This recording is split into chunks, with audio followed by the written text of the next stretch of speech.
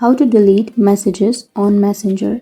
So if you want to delete your messages on your Messenger application, then first you need to open up your Messenger application and make sure to log into your account. And once you've logged in, or once you open your Messenger, now you can simply choose a chat in which you would like to delete the message.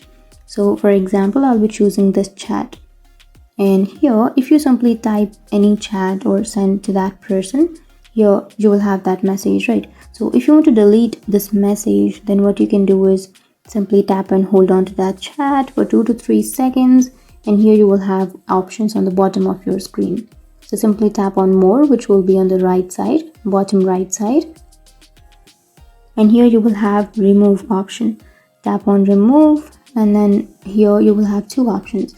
So if you want to remove this message from your chat, then you can tap on remove for you, so that it will remove that chat from your message or your phone or your account, but it will not be removed from the other person's account.